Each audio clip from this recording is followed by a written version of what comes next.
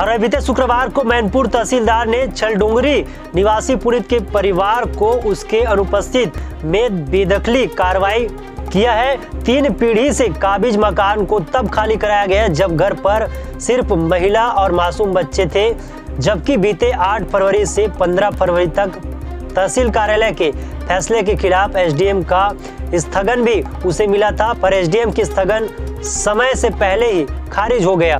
बता दें कि घर की महिला मन्नतें करती रही, पति के आने का इंतजार करने की बात कहती रही, पर उसकी एक नहीं सुनी गई। परिवार के रहने के लिए न तो कोई वैकल्पिक व्यवस्था की गई और न ही दखल हटाने के लिए परिवार को कोई सूचना या समय दिया गया।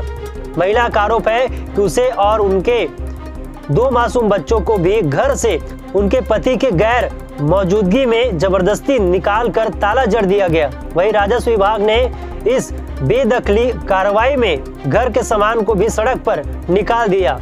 2 मासूम बच्चों के साथ कोई वैकल्पिक व्यवस्था नहीं होने की वजह से सड़क पर पूरा परिवार भूखा बैठा रहा और शुक्रवार की रात भरी ठंडी में सड़क पर गुजारने मजबूर हो गया। राजस्व विभाग के इस प्रकार बेदखली कार्रवाई को लेकर पूरे ग्रामीणों में आक्रोश है और परिवार के समर्थन में सड़क पर बैठ गए थे।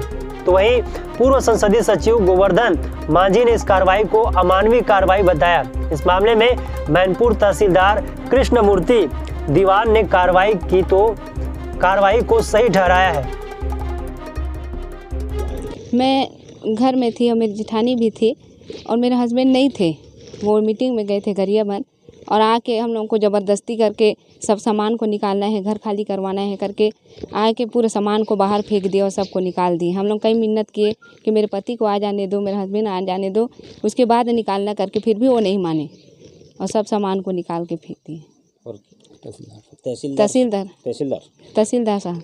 तो उनके साथ कोई महिला अधिकारी थी? हाँ, उसके साथ महिला अधिकारी 2 थी।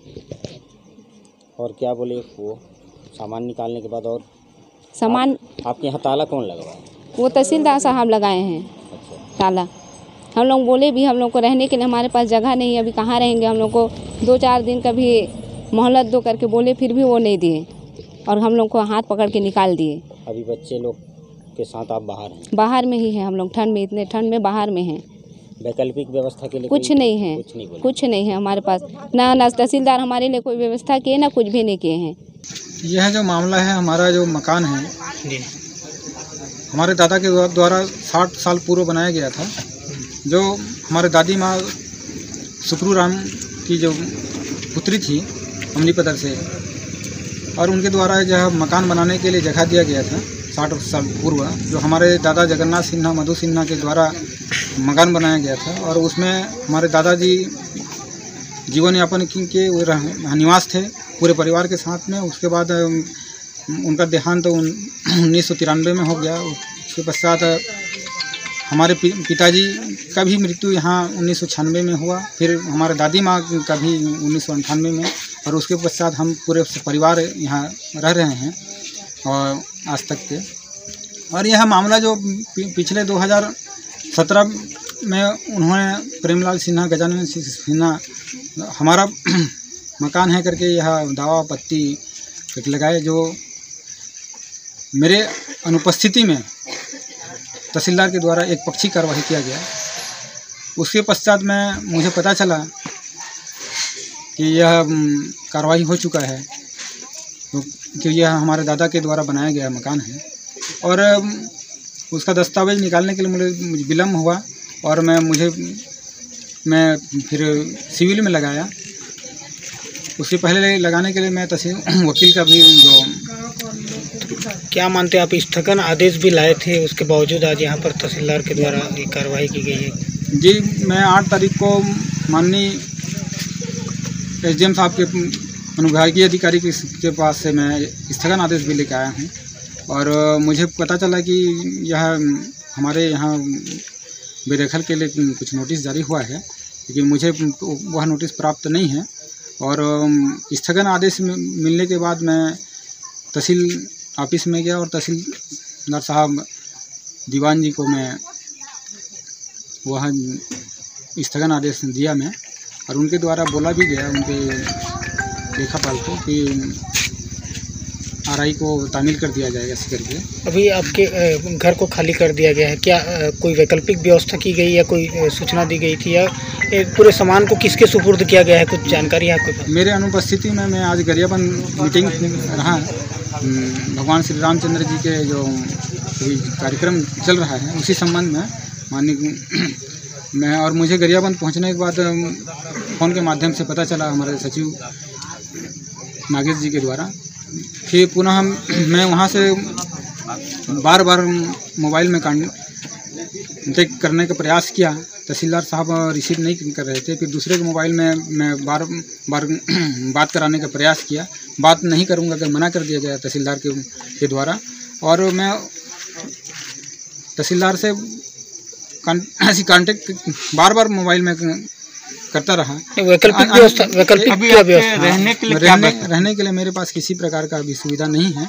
मैं अभी फ़िलहाल मेरे पत्नी है और 2 बच्चे हैं, जो एक 4.5 साल का है, एक 6.5 साल का है। अभी हम लोग रोडी में हैं, और जो सामान को रोड में निकाल के गए हैं, फेंक दिया गया है, वो ना सरपंच के सुपुर्द में नहीं किया गया है, ना कोटवार के सुपुर्द में नहीं किया गया है, ना हमारे गांव के किसी भी व्यक्ति के पास सुपुर्द नहीं किया गया है।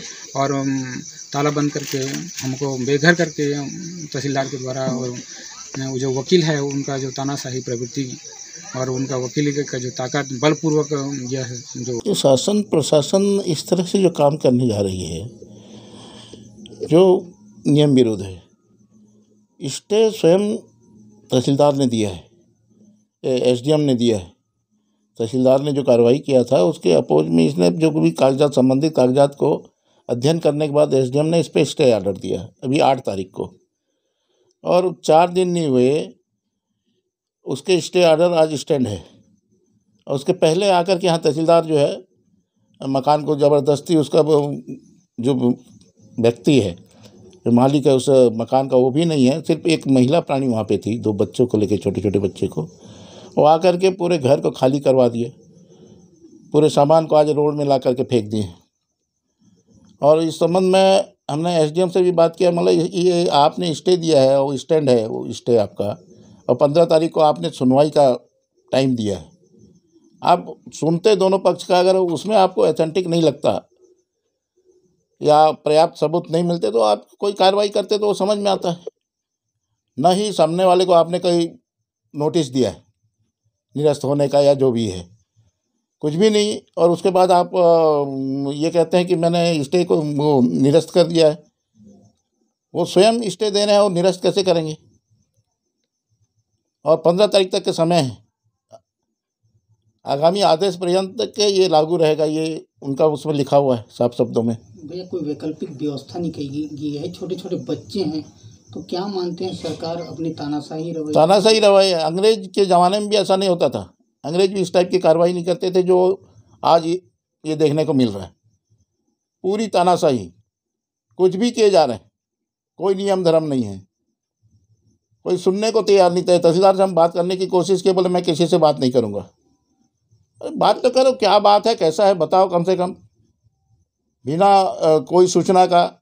एक किराएदार को भी हटाने के लिए उसको एक टाइम दिया जाता है कि आप 1 सप्ताह में मकान खाली कर दें, अन्यथा आपको बेदखल कर दिया जाएगा। ऐसा कोई भी नोटिस नहीं, कोई भी सूचना नहीं है संबंधित को।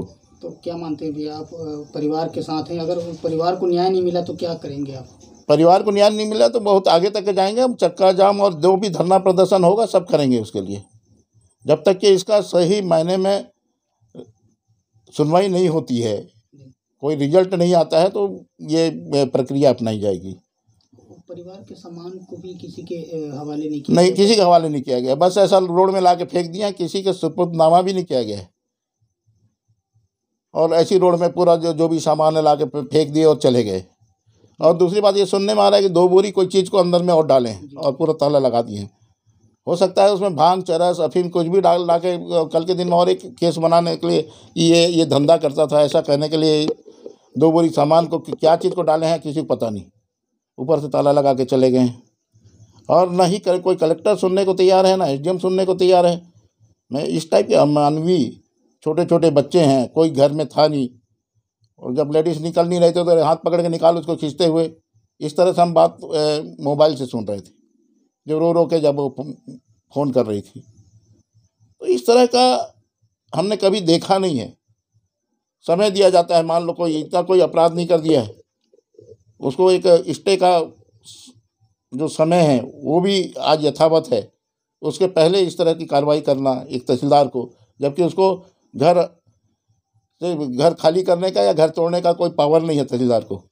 कोर्ट अगर आदेश करता, उसका फॉलो ये करते तो हमको समझ में आता है। तहसीलदार ये कार्रवाई कर रहा है जो नियम विरोध है। परिवार का मुखिया कल से शायद भूख हड़ताल पे बैठने वाले हैं, क्या आप उनका सहयोग करें? बिल्कुल हम सहयोग करेंगे उसका।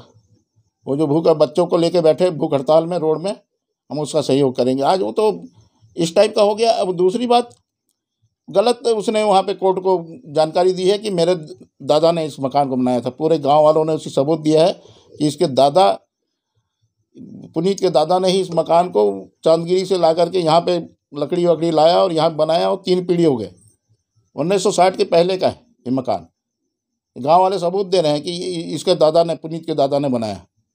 क्या मानते हैं कि कांग्रेस की सरकार आने के बाद लगातार इस तरह से घटनाएं हो रही है? कांग्रेस की सरकार, मतलब सरकार नाम की चीज़ है कि नहीं है? कुछ भी, सब नंगा नाच रहे हैं, कुछ भी समझ में नहीं आ रहा है हमारा।